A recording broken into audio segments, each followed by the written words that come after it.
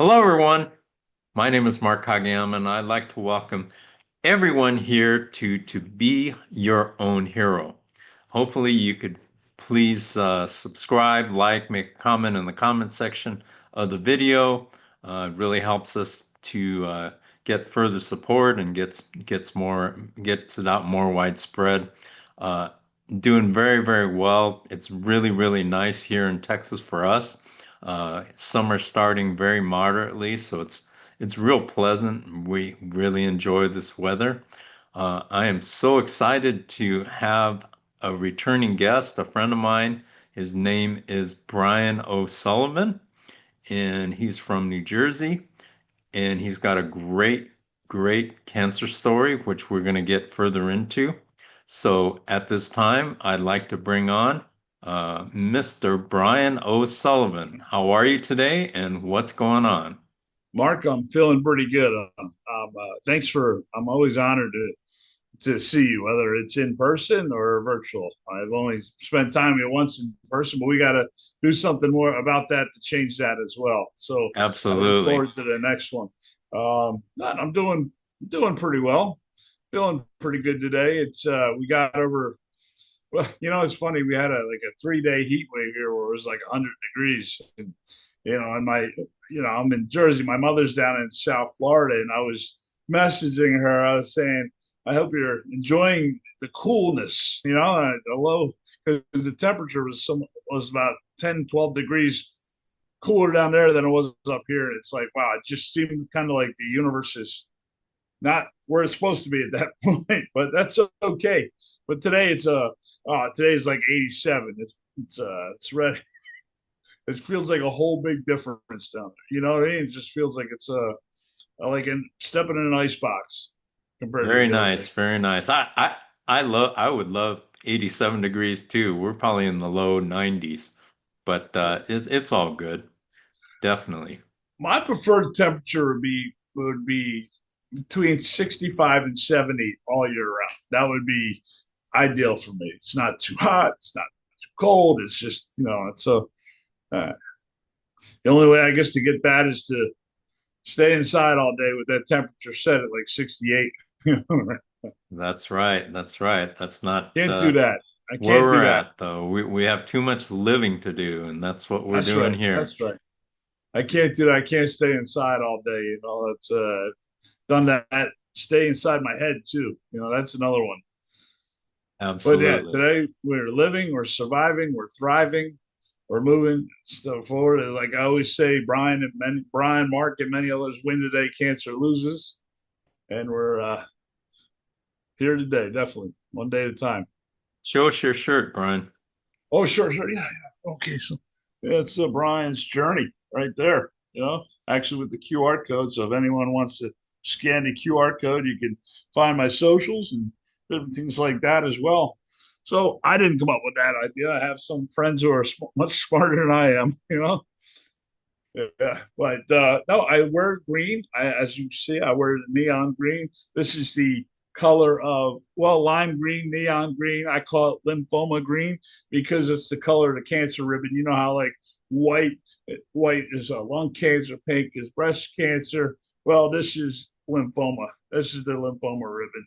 So that's why I say lymphoma green. You know, Very cool. I like Very to cool. I like to dress flashy sometimes. Like the last appearance I had on there, we was wearing the sequins outfits because I always lived in a world of darkness for so long that I would just, once I got that diagnosis, it was such a horrible night, such a horrible experience, and I was just curled up in a fetal position, thinking that my mother was going to bury me. I know we talked about that last time, but I had to not live in this. I can't keep living there, but I have to keep it in my mind. That's where I was. It's not where I am today. Today I'm in today I'm in a much better spot most days. I mean, I'm not gonna lie and say that depression never comes. It's still cancer. It's gonna pop in, but I'm not gonna. I try not to dwell on it. I try to That's get the out there. goal. Yes, yeah. So when you got your what did you go on your trip prior to your diagnosis or after you got your Oh no, diagnosis? it was after the journey. Yeah, it was definitely after. I wanted to see the country before I died because I thought I was dying. And I know that God, I know that when I got that diagnosis, I was like, yeah, this is where I'm going to go. I want, and I used to say, I said, well, how come it took me almost 50 years in this crazy lymphoma to go see, uh, to drive through Colorado and, all these different places Utah. I could go over my route, but I think I went through, yeah, no, it was, I ended out in the West Coast, out in California. I got all the way out to San Francisco and came on back. And when I was traveling back, I what's interesting. I was visiting these beautiful places, Mark. Like some of the most. Have you ever traveled through like Colorado, Utah? You ever ride through there? And Mhm. I was at the Garden of the Gods. I don't know if you've ever heard of that No, or I been haven't. there. It's in Colorado Springs, and it's just these beautiful rock formations, and I'm just like I'm looking at this and I'm like thinking, God, this is so amazing. It really is. It's like there's so much out there.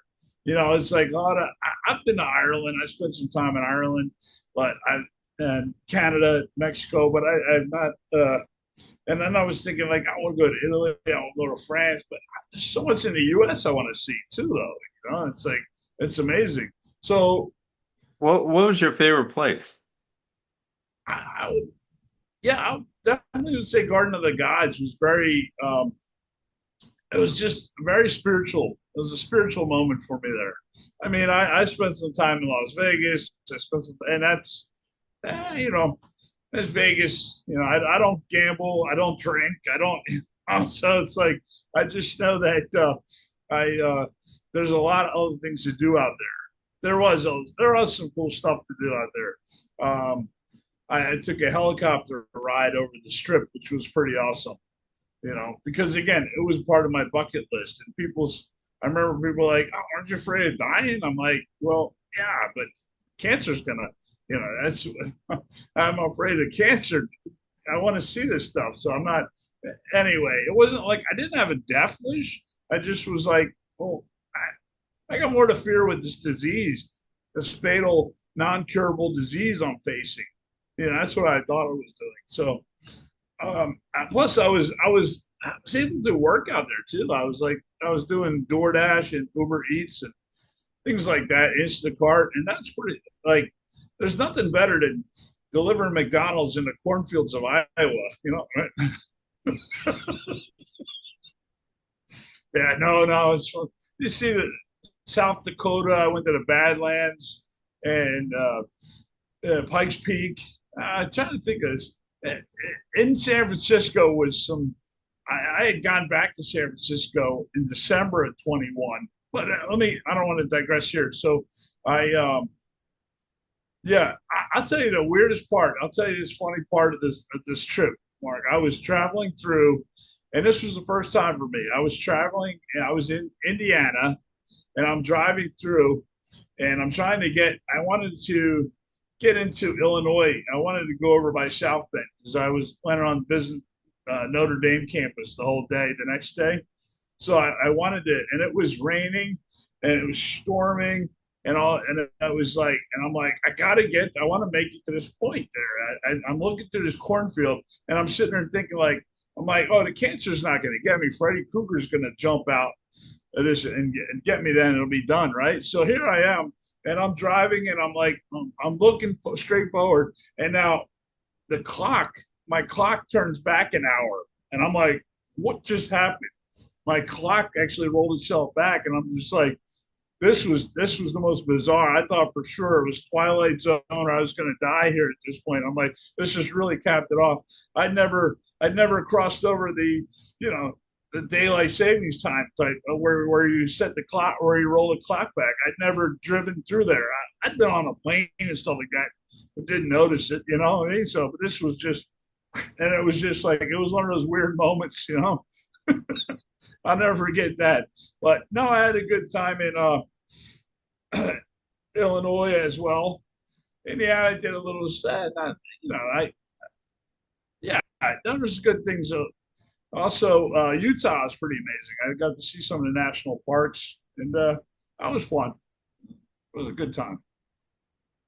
Good. So you get your diagnosis and you go on this trip, uh, thinking you're like marking things off on your bucket list. Yeah. So what's going through your mind on a daily basis on the trip? What are you thinking about? I, I was thinking that I want to take some pictures and be there at Mount Rushmore, which I did, different things like that. I was just like, I want to get this done. I want to, I feel that I'm gonna die. I honestly did.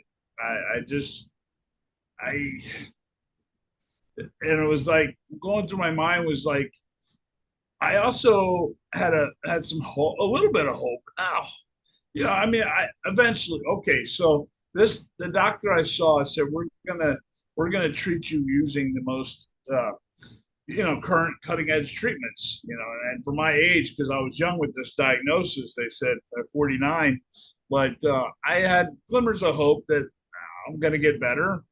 But in the long run, I thought, well, no, it's still gonna take me out eventually. That's where I was. In fact, I'll tell you, on the way back, I was going through Utah and Colorado, and and this is true. This is definitely true. I don't, I wasn't. I was like driving through, and I was looking at the peaks and the valleys, and I was thinking like, this is amazing. This is beautiful, and I'm like, how amazing is this? That the views. And then, but 5 minutes later, my head said to me, well, if I ever get really, really sick, because I wasn't even feeling sick at all in the head, I had because I knew I had an illness. But in my head, told me that if I ever get really, really sick, I'm just going to come back here and cure my cancer and drive off the cliff. That's what I. That's how quick my head went, just like that, from one extreme to the other. Like it wasn't like I wasn't suicidal though. It was like it was the future plan, like a backup plan. And I know many patients have those. I know many cancer patients have those because I didn't want to be, I didn't want to depend on, I didn't want to have somebody, I just didn't want to be a burden. I don't want to be, I didn't want to be 55 years old or something like that and have to have somebody do everything for me. So, That'd be the worst thing in my world. number one, thank you for sharing that because actually, in all the people I've interviewed, you're the first one who's said that and who's articulated that, which, Yeah. I know some of the people that I have interviewed, that definitely went through your head. So for you to be open and honest to share that, that's uh, pretty outstanding. Now, Yeah.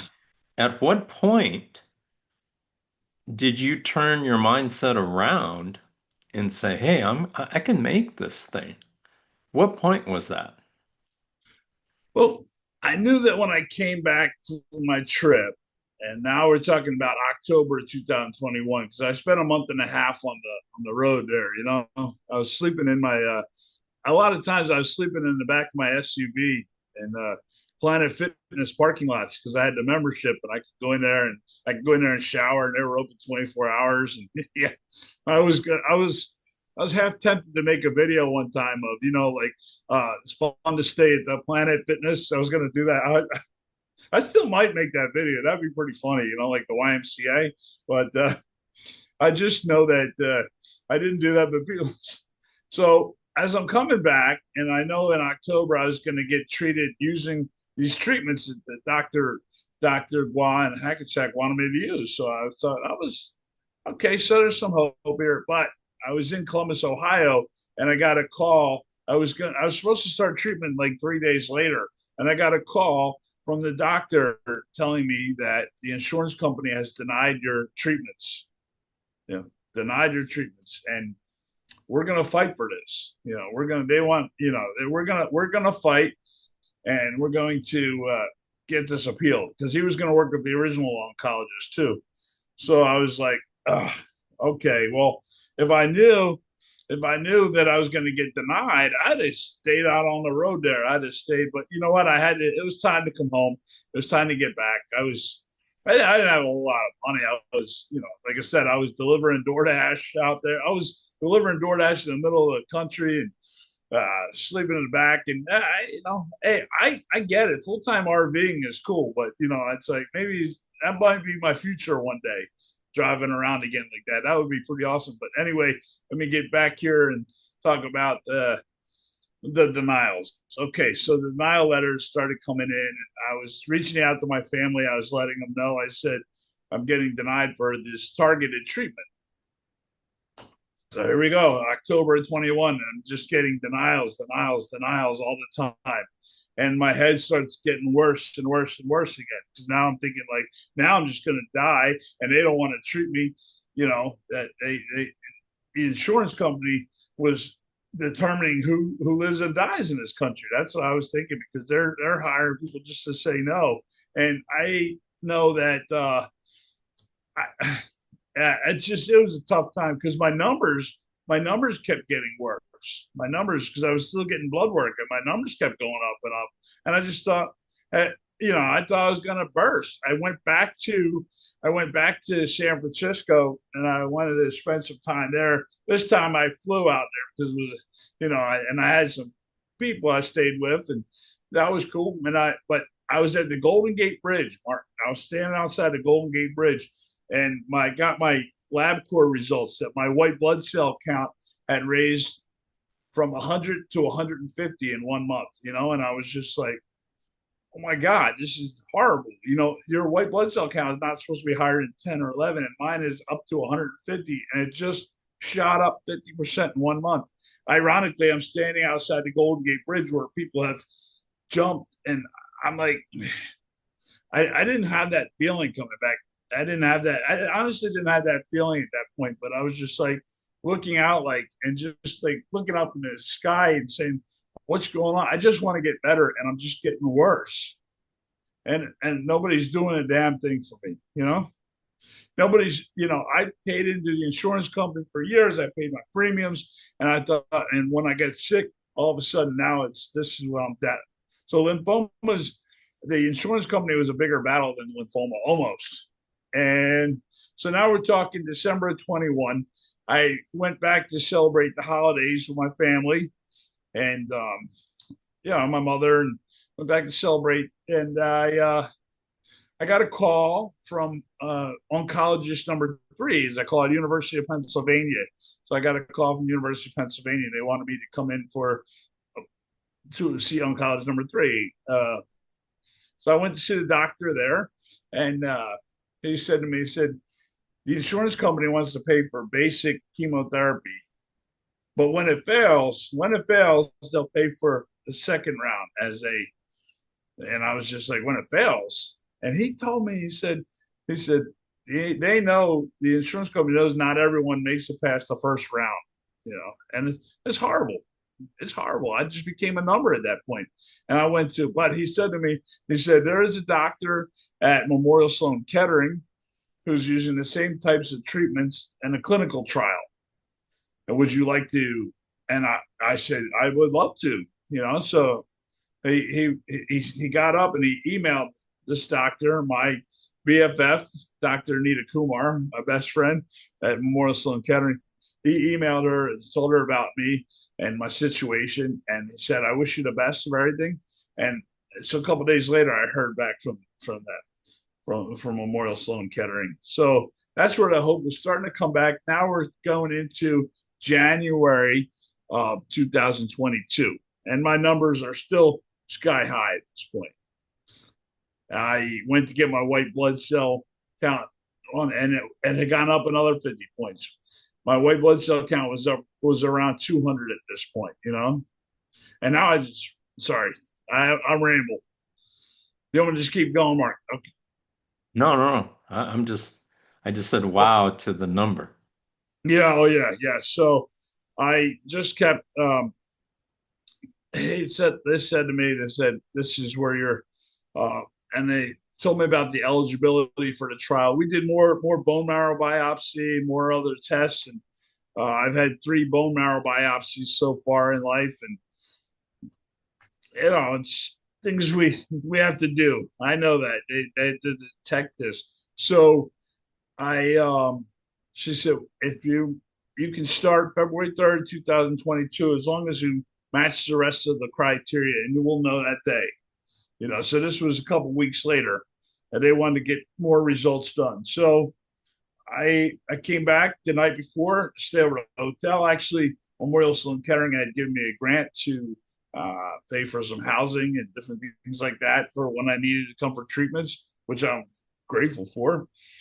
And I was that night before February 2nd, 2022, I was sitting there thinking, like, it's just, I'm not going to get approved. I'm not going to start healing. I'm just going to be getting denied again. That's what I thought. That's what was in my head.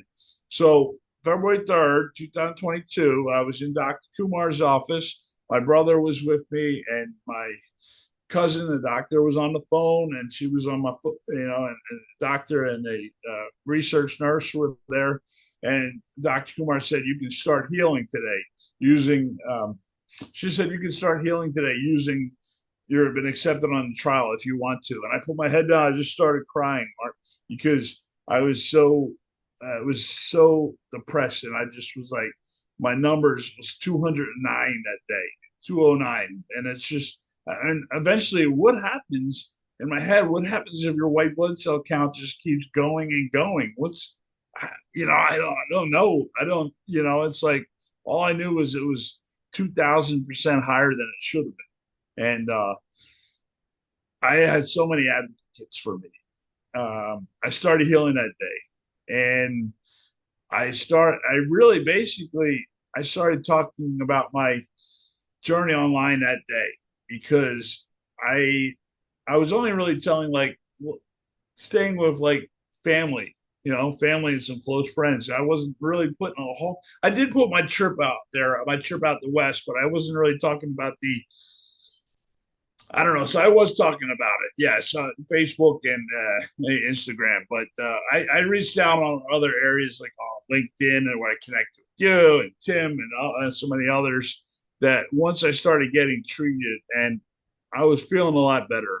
You know, I'm bringing back some memories now. You were talking about the memories earlier, but I'm coming up with some memories here where it's like, oh wow, it's like, was it real? But I've been healing, and I had so many people advocating for me, and I just want to continue advocating for others. That's what I do. What's your coffee mug? Oh, yes. A friend had made this. There you go, Brian's journey. And on the back it says, there you go. All righty. So on the back it says mantle cell lymphoma warrior. Mantle cell lymphoma is a blood cancer that starts in white blood cells in your lymph nodes. There's no cure for mantle cell lymphoma, but there are treatments that put the condition into remission. I am a survivor, and I am a survivor. We are survivors, but I always say I'm a survivor/slash thriver. So Beautiful. if anyone wants to look at me as they drink their coffee every morning, let me know. Just kidding. But yeah, I'm grateful. I've had made a lot of friends and people along the way. Someone had this mug custom made for me, and I'm like, I love it. It's great. And I've made connections like you and through others. So I'm very grateful for those who've been around me. And I just want to keep. It's like I said, that work I do, like to advocate for others. I just want to keep doing that for the rest of my life because I want to be there for the next person who gets diagnosed. And I always say, you can just reach out, and I'm here. I was always cancer naive until I heard those three words. You have cancer. Now I just spend my life working with those whose lives have been affected by one form of cancer or another as a patient or caregiver. Beautiful. Absolutely beautiful. So tell us about some of the things that you're doing as far as the advocacy goes and what you do. Well, I like to add. I need to advocate for others. I need to advocate about insurance denials and things like that. So I've done some advocacy work through the Leukemia and Lymphoma Society. The first time I ever physically spoke about, I spoke in person and not behind a device about my journey. It was in November of 2022, so I was still under treatment, and I had the opportunity to speak alongside my doctor. FF, she spoke. It was at New Jersey Leukemia and Lymphoma Society educational event, and someone had called me up, asking me if I would be interested in talking about my journey there, my journey and my clinical trial experience, because that's what it was about. So I said yes, and then I reached out to my doctor because they said, I asked my doctor if she wants to talk as well, and that was a great night. It was because my mother had come up from Florida. My mother got to meet Dr. Kumar in person. My mother's always made my visits, and she still does, but it's all virtually. So it's like I know through FaceTime, but that was a powerful night for me actually, and different ways. So that was the first time I ever spoke publicly about it, and I was very nervous about it. I really was. I wasn't the best with public speaking, and I was like, it's just something that I fear. But now I'm usually better with it. I do enjoy being in person speaking about, and I had that opportunity. And so somebody saw, I was talking about my denials, I was talking about and how I got on the trial, and somebody saw somebody who works for LLS advocacy, and they reached out to me and they said, did you want to, you, your story is very powerful. And I said, well, thank you. And she asked me if I wanted to go down to Washington, D.C. on LLS Advocacy Day and help represent New Jersey and represent the U.S. And I was like, yeah, sure. So here I am. Here I am just thinking, now I'm at outside of the congressional offices, like that.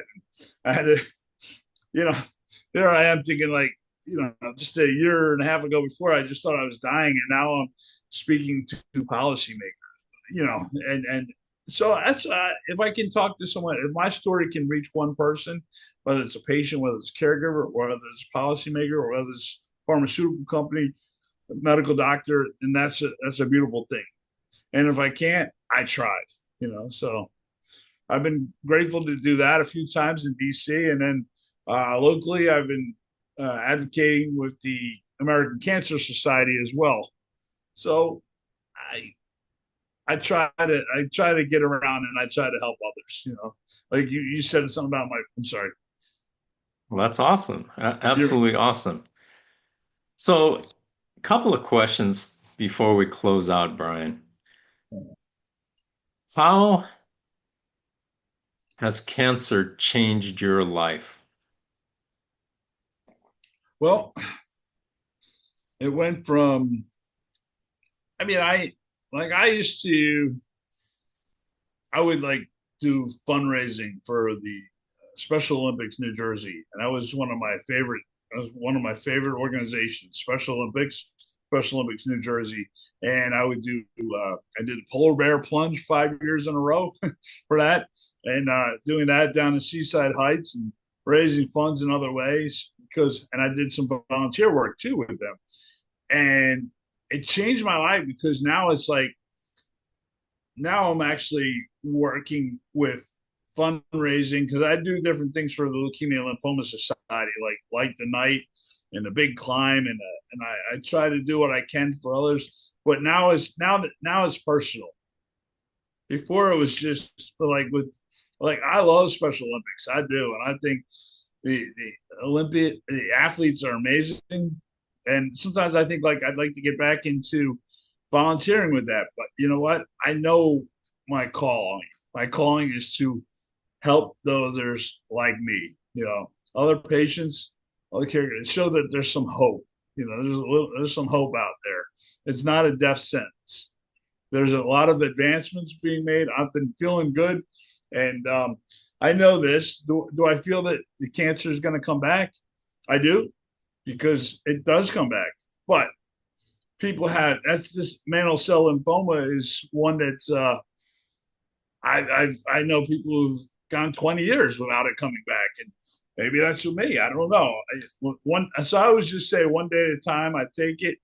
I just want to help others every day as well along their journey. So I think it's changed me from looking outside the box, and not just really thinking about me, but thinking about others as well.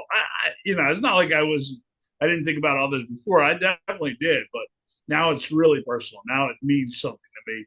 And each day, just knowing I go outside and it's like it's a beautiful day because I'm here today. Yeah. Beautiful. One last question for you. Okay. Sure. Looking back on everything that's happened, what is your perception of what happened as far as cancer goes? Okay, my perception. Okay. At first, I was thinking, why? Oh, why me? Why me? Why me? Why me? What did I do? And then I would be up at night thinking, like, what did I do to cause this? And then I realized I didn't do anything. This is this is a like Dr. Gary was talking about. This is a TP53 gene mutation that I had. So it's genetic, but it didn't come from my family. It came from my genes, misprop, and that's like, so why me? Why me? And then now I say, well, why not me? I'm not unique. It's like, I'm just, of course, I always say this, I'll never be happy that I've gotten diagnosed with cancer, but there's been a lot of silver linings. There has been a lot of silver linings. It's So, been the best one.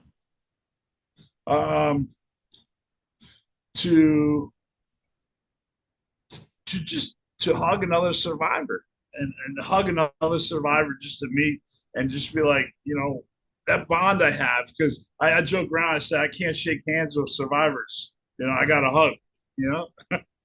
So yeah, there's been a lot of silver linings, and just to meet others who, and maybe, and I'll tell you all those things. I've gotten notifications, I've gotten messages sent to me through like Messenger from someone who says, I don't know you, but my father got diagnosed with mantle cell lymphoma, and I looked it up on Google, and I didn't, I went down the same rabbit hole that you talk about.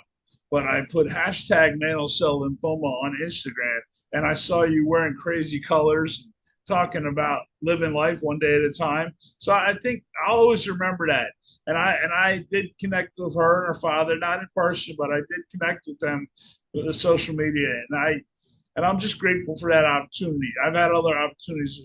Companies I've worked with have shot little documentaries about me, and I've had people reach out to me. So that's what I'm here. I'm always here for. I still am. I need to I need to get more. I need to do more and more videos. I really do. We could get this ebb and flow, but if I can reach somebody else, I will.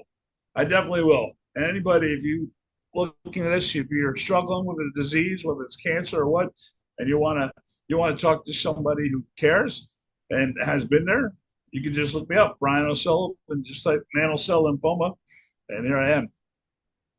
So that's Beautiful. it. Another big silver lining is meeting folks like yourself, Mark. And I feel exactly the same way, Brian. It's been an honor and a pleasure, and thank you so much for sharing your journey in this two-part interview.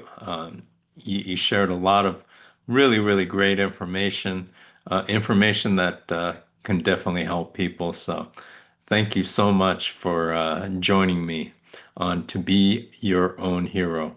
And Yeah. look for Brian. Brian's uh, I put in the description, I put a link to Brian's website. And in the website, if you click on the website, you can go to all his social media, TikTok, Instagram, LinkedIn, you name it, he's on it. In fact, I And don't see even know. some stories that were written about me as well on my journey. And I'm forever grateful for that. Like there's been the pharmaceutical company, NJ.com just recently wrote a story about my journey a couple months ago, and I'm forever grateful. It's not like I'm not like putting myself up on any pedestal, but I'm by being vocal, I'm able to reach someone else. So thank you, Mark.